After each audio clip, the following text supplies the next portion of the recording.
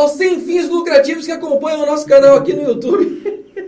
O Death Metal volta a figurar aqui no Metal Relics e a gente vai falar sobre mais uma banda ali da Flórida, uma clássica. Clássica eu acho, né? Mas não da Flórida. A gente vai falar sobre uma super banda da Holanda, o Pestilence e o terceiro álbum deles, o Testimony of Unscience.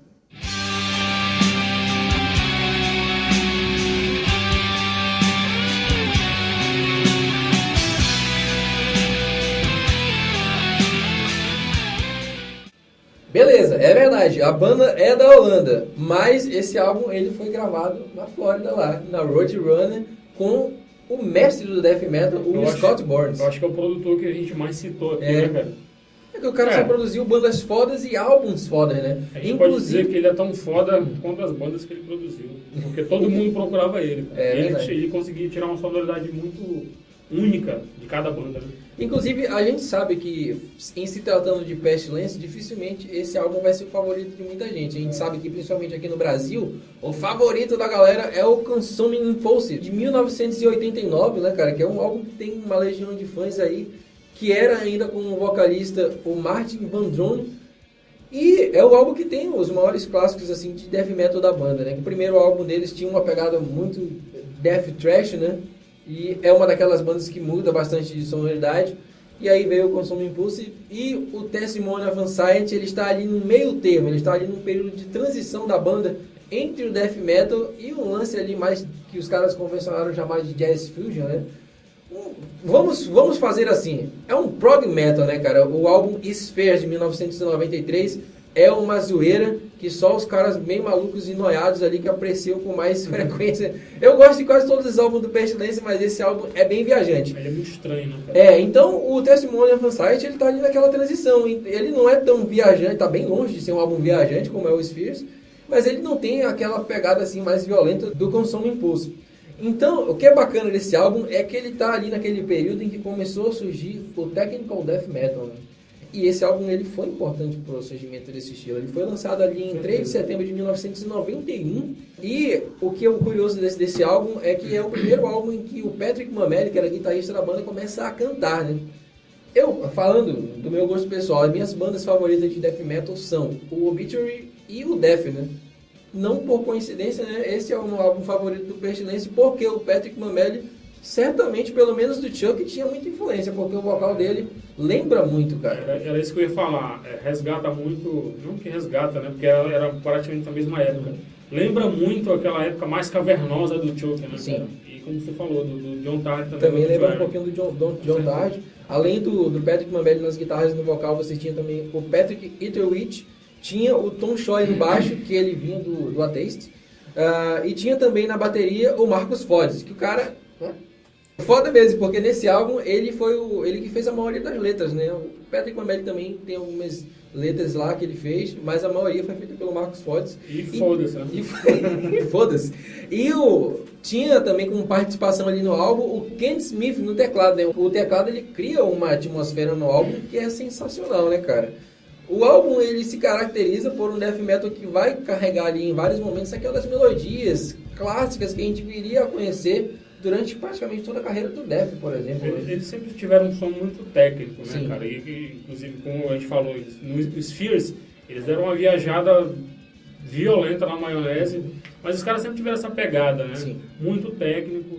E até por isso, né, cara, lembram, não tem como não lembrar muito Death, como eu já falei. Embora não seja o preferido de muita gente, pra mim é o melhor disco que os caras lançaram. Não só porque aquela coisa de é antigo, não. Acho que eles superaram. Toda banda tem um álbum que a gente às vezes não. Às vezes algumas pessoas não dão muita importância, mas que para muita gente é um clássico absoluto. Isso aconteceu com o Creator, que nós já falamos, que de repente que a gente falou sobre o Extreme Aggression e muita gente não concorda que seja o melhor, mas nesse caso eu acho que os próprios caras da banda, eles citam também esse álbum como sendo, talvez, ali um dos highlights da carreira dele. É um divisor de águas, assim, não em termos de sucesso, mas em termos da sonoridade, né? Porque a banda virou bem experimental depois, e aí depois os caras voltaram aí também na década passada já a fazer um som de death metal bem mais tradicional. Mas é bacana que eles tiveram peito para fazer isso daí, né? O Patrick Mameli e o Marcos Fortes tem algumas entrevistas deles falando que eles... Engraçado, cara, eles sentiram na época, a gente tá falando de 91, o lançamento desse álbum. Então, o Death Metal tava surgindo, né, cara, ainda, praticamente, e eles falam que eles acham que a coisa já tava meio saturada e que tava rolando muita banda mais do mesmo, e eles queriam fazer algo diferente, cara, pô, e a gente, atualmente, olhando pra essa época que eles falaram isso, quantas bandas fodas não surgiram ainda depois de 91, né, cara? Eu acho que hoje a coisa tá saturada. Você tem trocentas bandas de death metal fazendo um som extremamente parecido e os caras tiveram peito pra falar isso daí em 91. Mas sabe que eles sempre foram uma coisa meio... Quando o Spheres foi lançado, que teve toda aquela... muita gente detonou e muito tempo depois, já na volta da banda... Perguntaram do Patrick Mameli se ele achava que aquele álbum era à frente do seu tempo. Ele achava que sim, que o pessoal não estava preparado para aquilo, mas ele disse que ao mesmo tempo que ele não faria de novo. E assim, o fato dele falar que em 91 já estava tudo meio saturado, de repente a cabeça deles era uma coisa já à frente do tempo mesmo, né? E inclusive ele falou que é uma coisa de coragem, né, que você falou. Ele disse que nós nunca tivemos tanta importância assim na cena, e ainda não temos até hoje. Isso mostra assim, que de repente a cabeça dele, a maneira que ele pensa, que ele vê as coisas, talvez ele já estivesse vendo que era, de alguma forma, prevendo essa saturação do estilo, só que já muito antes, né, cara? Bom, o álbum, ele se destaca pela... A música título é sensacional, mas tem uma música chamada Twisted Truth, que é foda pra caramba, as guitarras são impressionantes. Você tem a música Land of Tears, que é uma das mais agressivas do álbum, e o álbum ele se conclui ali com Stigmatized, que é uma música climática pra caramba, guitarras muito inspiradas, aquele corte assim no meio da brutalidade, viajando pra caramba, muito foda, cara. A prova de que o álbum é bom, tá? Porque você estava citando as faixas de destaque, você não citou as que, por exemplo, eu acho. Então, já tem o quê? 5 músicas que, pelo menos, a gente já pode dizer que são foda. Pra mim, a abertura é uma das melhores músicas, que é a The Secrets of Horror e a Prophetic Age.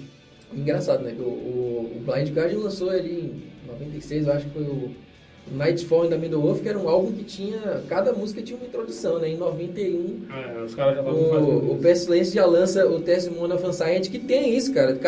Após a primeira música, né? Cada música tem uma música de introdução ali, toda climática e tal, usando os teclados. Pô, muito foda. Exatamente, isso, a questão dos teclados, eu até, quando eu citei o álbum do Hate Embrace, que foi uma indicação que eu fiz aqui, eu falei sobre isso, que não é comum, não é tão comum, pelo menos, ver bandas de death metal com teclado, né? Não. E os caras não estavam nem aí se o público ia gostar ou não. Era uma coisa que dava um clima na música e que pra mim tinha a ver com a música. Tem banda que não combina, tem banda que eu escuto que eu acho que poderia ser muito melhor sem teclado. Olha, eu costumo geralmente falar sobre as capas do álbum, né? Essa não vai ser diferente, né? Observe que essa capa é sensacional. Essa capa ela foi criada pelo Dan C. Graves, que o cara só trabalhou com monstros. Você pode observar em alguns dos trabalhos do cara.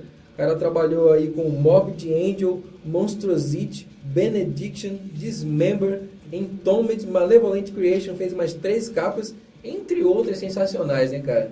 Ele era especialista no death metal.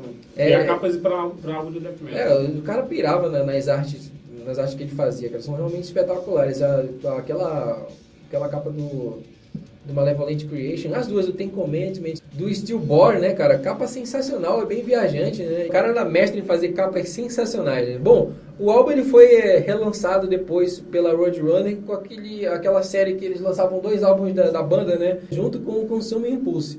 Agora eu vou te falar uma coisa, né? Eu disse que ele foi um dos precursores ali do Technical Death Metal, né? Mas será que ele foi inspirado pelo Death? Qual foi o primeiro álbum do Death que começou a ser técnico mesmo?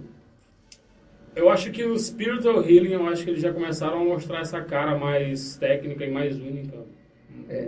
Mas eu ainda considero o Spiritual Healing bem death metal. Eu acho que no Human ficou bem mais claro que eles já estavam para esse estilo, né? Todavia, o Testimony of Unscience, ele foi lançado antes do Human. Então, assim, foram bandas que contribuíram bastante para que esse estilo depois ele ganhasse mais seguidores, né? O Death, o Pestilence e o Oasis. Né? É uma daquelas coisas que a gente nunca vai nunca vai saber explicar. Como um álbum que a gente considera tão bom, muita gente nem sabe que existe, nunca escutou, ou não considera tão assim. Mas é por isso que a gente escolheu ele, né, cara? Se você não conhece o Testimonial Fan Science do Pestilence, o que tá faltando pra você escutar, cara? Assine o canal e apoie Metal.